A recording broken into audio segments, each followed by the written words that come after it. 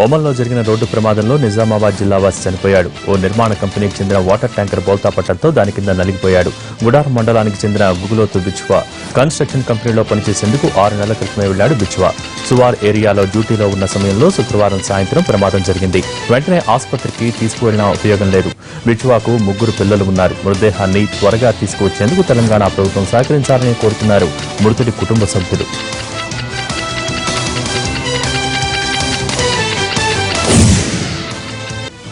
2 ఏళ్లలో తెలంగాణకు కేంద్రం నుంచి 90,000 కోట్ల రూపాయల నిధులు వచ్చాయన్న బీజేపీ అధ్యక్షుడు అమిత్ షా వ్యాఖ్యలపై మండిపడుతోంది టీఎస్ ప్రభుత్వం. షా స్థాయి వ్యక్తులు అబద్దాలు చెప్పడం తగదన్నారు తెలంగాణ ఆర్థిక మంత్రి ఈటెల రాజేందర్.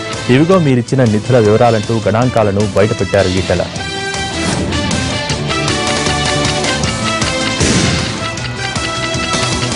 ఏపీ రాజధాని పనులు వేగవంతమయ్యాయి. మాస్టర్ ప్లాన్ రూపకల్పన బాధ్యతలు మాకి అసోసియేషన్ కంపెనీకి అప్పగించింది ప్రభుత్వం. అసెంబ్లీ, సెక్రటేరియట్, హైకోర్టు భవనాల డిజైన్లను రూపొందించనుంది మాకి అసోసియేషన్.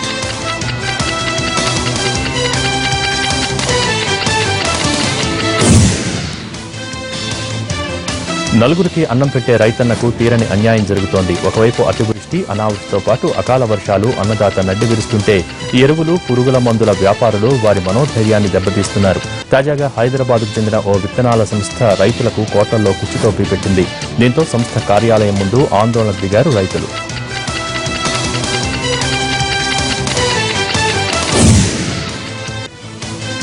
హైదరాబాద్కు చెందిన సూపర్ అగ్రి సీడ్స్ విత్తనాలు ఇస్తామంటూ రైతుల నుంచి అడ్వాన్సులు తీసుకుంది. జనం నుంచి 30 కోట్ల రూపాయలు వసూలు చేసింది. అయితే ఏడాది కాలంగా విత్తనాలు ఇవ్వకుండా, డబ్బు తిరిగివ్వకుండా company managing director Srinivasulu, general manager Harinath తప్పించుకు తిరుగుతున్నారు.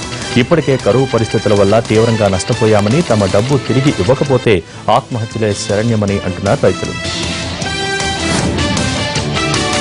వ్యవసాయం అంటే లక్షల్లో పెట్టుబడులు పెట్టాలి. కల్తీ విత్తనాలు, నకిలీ ఎరువుల లాంటి అనేక సమస్యలు. ప్రకృతి కూడా సహకరించాలి. అన్నీ బాగుండి దిగుబడి కూడా ఆశించినట్టు వచ్చినా మార్కెట్కు తీసుకువెళ్తే గిట్టుబాటు ధర రావడం కష్టమైపోతోంది.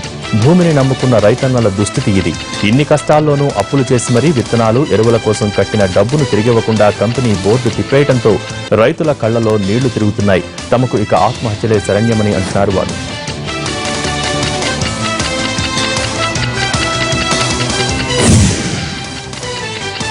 చివరి నిమిషాల్లో చోటు చేసుకుంటున్న మార్పులతో రాజ్యసభ ఎన్నికలు ఉత్కంఠను రేపుతున్నాయి. ఇప్పటికే తెలుగు రాష్ట్రాలతో పాటు 9 రాష్ట్రాల్లో ఏకగ్రీవం కాగా మరో 7 రాష్ట్రాల్లో ఎన్నికలు జరగనున్నాయి. మొత్తం 57 రాజ్యసభ స్థానాలకు గాను 30 స్థానాలు ఏకగ్రీవం కాగా 27 స్థానాలకు ఓటింగ్ జరుగుతోంది. కాంగ్రెస్ సీనియర్ నేత Kapil Sibal, senior lawyer R K Anand వంటి వారితో పాటు పలువురి భవితవ్యం తేలిపోనుంది. తెలుగు రాష్ట్రాల్లో మాత్రం పోటీ లేకుండానే 6 సభ్యులు రాజ్యసభకు వెళ్లనున్నారు. బీహార్లో ఎన్డీఏ భాగస్వామ్య పక్షాలు భగ్గుమన్నాయి. ఆక్రోశ యాత్ర పేరుతో ర్యాలీ తీశాయి. రాష్ట్రంలో శాంతి భద్రతలు క్షీణించడాన్ని నిరసిస్తూ రాజధాని పాట్నాలో ఈ ఆందోళన నిర్వహించారు విపక్ష నేతలు. రాష్ట్రంలో ప్రజాస్వామ్య ప్రభుత్వం ఉన్నట్టు లేదని, నితీష్ హయాంలో ఆటవిక న్యాయం కొనసాగుతోందంటూ విరుచుకుపడ్డారు నేతలు, కార్యకర్తలు. తూర్పు చైనా సముద్రంలో అమెరికా, జపాన్లతో కలిసి సైనిక విన్యాసాల్లో పాల్గొంటోంది భారత్. చైనా ఆధిపత్యాన్ని సవాల్ చేసేలా వివాదాస్పద జలాలకు చేరువలోనే మలబారు ఎక్సర్సైజులు నిర్వహించడం విశేషం. ఈ విన్యాసాల్లో 22 యుద్ధ నౌకలు, 1 అణు జలాంతర్గామి పాల్గొంటున్నాయి. అలాగే 100కు పైగా యుద్ధ విమానాలు తమ ప్రతిభా పాటవాలను ప్రదర్శిస్తున్నాయి. తూర్పు చైనా సముద్రంలో గల కొన్ని దీవులపై చైనా, జపాన్ల మధ్య వివాదం నడుస్తోంది. అవి తమవంటే తమవంటూ వాదించుకుంటున్నాయి. ప్రస్తుతం ఆ దీవులు జపాన్ నియంత్రణలో ఉన్నాయి. ఆఫ్ఘనిస్తాన్ రాజధాని కాబూల్లో భారత స్వచ్ఛంద సంస్థ కార్యకర్తను గుర్తు తెలియని వ్యక్తులు కిడ్నాప్ చేశారు. ఇది తాలిబన్ల పనే అని అనుమానిస్తున్నారు. ఆగాఖాన్ ఫౌండేషన్ తరఫున స్త్రీ సమానత్వం కోసం కృషి చేస్తున్నారు జుదిత్ డిసౌజా.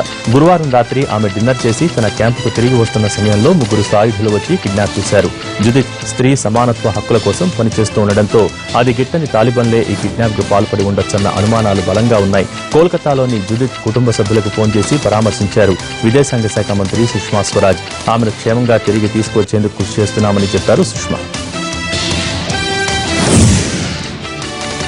ప్రైమరీ ఎలక్షన్స్ చివరి దశకొచ్చి అభ్యర్థులు ఎవరో తేలిపోయిన టైంలో అమెరికా అధ్యక్ష ఎన్నికల వేడి పెరుగుతోంది. పరస్పర విమర్శల జోరు ఎక్కువైపోతోంది. తన ప్రత్యర్థి హిల్లరీ క్లింటన్ మీద ఇప్పటికే ఓసారి తీవ్ర విమర్శలు చేసిన రిపబ్లికన్ అభ్యర్థి ట్రంప్ మరోసారి నోటికి పని చెప్పారు. ఈ విడతలో ఆయన అవినీతిని ప్రధానాస్త్రంగా చేసుకున్నారు. విదేశాంగ శాఖ మంత్రి హోదాలో హిల్లరీ క్లింటన్ అధికారిక వ్యవహారాల కోసం వ్యక్తిగత ఈమెయిల్ ఐడి వాడారని, తన రహస్య ఒప్పందాల సంగతి బయటకు తెలియకూడదన్న ఉద్దేశంతోనే ఆమె ఇలా చేశారని ఆరోపించారు ట్రంప్. గతంలో బిల్ క్లింటన్ అధ్యక్షుడిగా ఉన్నప్పుడు భార్యాభర్తలిద్దరూ కలిసి ఫండ్స్ కలెక్షన్ రూపంలో అవినీతికి పాల్పడ్డారని, రెండో క్లింటన్ అధికారంలోకి వస్తే మరోసారి అదే పని చేస్తారని అన్నారు ట్రంప్.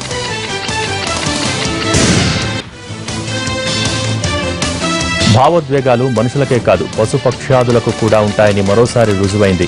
ఎప్పుడో 25 ఏళ్ల క్రితం తనకు స్వేచ్ఛ కల్పించిన మనిషిని చూడగానే ఆనందంతో గంతులు వేసింది ఓ చింపాంజీ. అమెరికా ఫ్లోరిడాలో ఈ సంఘటన జరిగింది. 25 ఏళ్ల క్రితం ప్రయోగశాలలో బందీగా ఉన్న చింపాంజీకి లిండా విముక్తి కల్పించింది. ప్రయోగశాలలోనే పుట్టి పెరిగిన చింపాంజీకి అడవుల్లో ఎలా జీవించాలో కూడా లిండాయే నేర్పించారు. తర్వాత ఇద్దరూ విడిపోయారు. 25 ఏళ్ల తర్వాత ఆ చింపాంజీ ఎలా ఉందో చూడటానికి లిండా వచ్చినప్పుడు దాని ఆనందానికి అవధులు లేకుండా పోయాయి. లిండాను కావలించుకుని కన్నీళ్లు పెట్టుకుంది ఆ చింపాంజీ. ఇది చూసిన వాళ్ల కళ్ళు కూడా చెమ్మగిల్లాయి.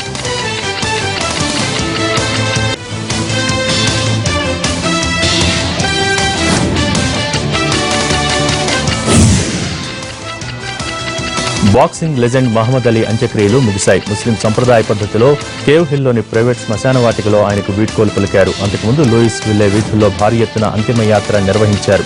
వేలాది మంది అభిమానులు వీధుల వెంట నిలబడి తమ అభిమాన క్రీడాకారుడికి తుది వీడ్కోలు పలికారు. అమెరికా మాజీ అధ్యక్షుడు బిల్ క్లింటన్, బాక్సింగ్ దిగ్గజం Mike Tyson, Hollywood hero will Smith సహా పలువురు సినీ, రాజకీయ, క్రీడా దిగ్గజాలు ఈ కార్యక్రమానికి హాజరయ్యారు. 1960లో ఒలింపిక్స్ స్వర్ణం సాధించినప్పుడు అలీని ఘనంగా ఊరేగించిన మార్గంలోనే ఆయన చివరి యాత్రను కూడా నిర్వహించారు. చిన్నప్పుడు ఆయన చదువుకున్న స్కూల్, మొదట బాక్సింగ్ నేర్చుకున్న ఇన్స్టిట్యూట్, ఇలా అన్నింటినీ కలుపుతూ ఊరేగింపు కొనసాగింది. అంతిమ యాత్రకు భారీ సంఖ్యలో అలీ అభిమానులు హాజరై కరణాన్ని మాత్రం పూర్తి కుటుంబ కార్యక్రమంగానే నిర్వహించారు. కుటుంబ సభ్యులతో పాటు కొంతమంది సన్నిహిత మిత్రులు ఇందులో పాల్గొన్నారు. శ్వాసకోశ సంబంధిత వ్యాధితో గత శనివారం తుది శ్వాస విడిచారు బాక్సింగ్ దిగ్గజం.